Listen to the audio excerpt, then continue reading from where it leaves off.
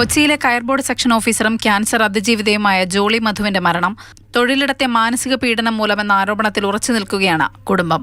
ഇതേ തുടർന്നാണ് MSME മന്ത്രാലയത്തിന്റെ ഇടപെടൽ.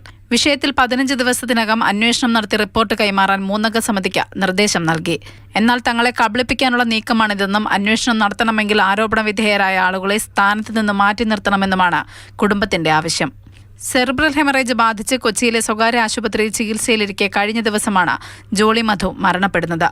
മേലുദ്യോഗസ്ഥരുടെ അഴിമതിക്ക് കൂട്ടുനിൽക്കാത്തതിനെ തുടർന്ന് 5 മാസത്തെ ശമ്പളം തടഞ്ഞുവെച്ചും പ്രൊമോഷൻ കൂടാതെ രോഗിയായ ജോളിയെ ആന്ധ്രാപ്രദേശിലേക്ക് സ്ഥലം മാറ്റിയും മെഡിക്കൽ ലീവ് നിരസിച്ചും വിജിലൻസിൽ കള്ളക്കേസിൽ കുടുക്കിയുമെല്ലാം ജോളിയെ ഇവർ ഉപദ്രവിച്ചിരുന്നതായി കുടുംബം പറയുന്നു. പരാതി കൊടുത്തതിന്റെ പേരിൽ ഇവര് ചെയർമാനും സെക്രട്ടറി വിളിപ്പിച്ചിരുന്നു. സെക്രട്ടറി വിളിപ്പിച്ചിട്ട് പറഞ്ഞ് ചെയർമാൻ്റെ മുന്നിൽ നീ ക്ഷമ പറയുകയാണെങ്കിൽ നിന്നെ ഇതിൽ നിന്നെല്ലാം ഒഴിവാക്കി തരാമെന്ന് പറഞ്ഞു. അവൾ പറഞ്ഞ് ഞാൻ തെറ്റൊന്നും ചെയ്തിട്ടില്ലല്ലോ, പിന്നെ അതിനെ ക്ഷമ പറയുന്നത്. പിന്നെ അതിൻ്റെ പേരിൽ കഴിഞ്ഞ 5 മാസമായിട്ട് ഇവർക്ക് സാലറി കൊടുത്തിരുന്നില്ല. പിന്നെ ഈ ട്രാൻസ്ഫർ ഓർഡർ വന്നു. കൂടാതെ ഇപ്പോൾ അവസാനമായിട്ട് വിജിലൻസിൽ ഇവർ 2 കേസ് ഇവളൊക്കെ കള്ളക്കേസ് കൊടുത്തിട്ടുണ്ട്. എന്നാൽ തങ്ങൾക്കെതിരെയുള്ള ആരോപണം അടിസ്ഥാനരഹിതമാണെന്നും ജോളിയുടെ ആരോഗ്യാവസ്ഥ മനസ്സിലാക്കിയപ്പോൾ ശമ്പളത്തോടു കൂടി ലീവ് അനുവദിച്ചെന്നും കയർ ബോർഡ് പ്രസ്താവനയിൽ പറയുന്നു.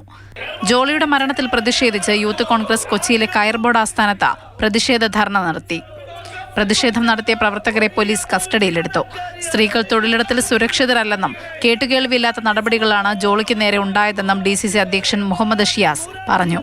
അപ്പോൾ കേന്ദ്ര സർക്കാർ പടച്ചുവിടുന്ന അല്ലെങ്കിൽ അവർ അവിടുന്ന് നിയമനം കൊടുത്തുവിടുന്ന ഉദ്യോഗസ്ഥന്മാരും കേന്ദ്ര സർക്കാരിൻ്റെ ഭാഗമായിട്ടുള്ള BJPയുടെ ആളുകളും ഒക്കെ തീരുമാനിക്കുന്നത് പോലെ അഴിമതി നടത്താനും ആ അഴിമതി മൂടിവെക്കാനും ആ അഴിമതിയെക്കുറിച്ച് സംസാരിക്കുന്നവർക്കെതിരായി ഇത്തരത്തിൽ മാനസികമായിട്ടും ശാരീരികമായും അവരെ പീഡിപ്പിക്കുന്ന അവസ്ഥയിലേക്ക് അവരെ കൊലപ്പെടുത്തുന്ന സമീപനം സ്വീകരിക്കുന്നത് ശരിയായ നടപടിയല്ല.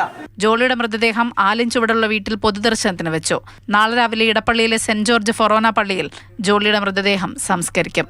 തൊഴിലിടത്തിലെ ചൂഷണമാണ് ജോളിയെ മരണത്തിലേക്ക് നയിച്ചതെന്നാണ് കുടുംബം ആരോപിക്കുന്നത്.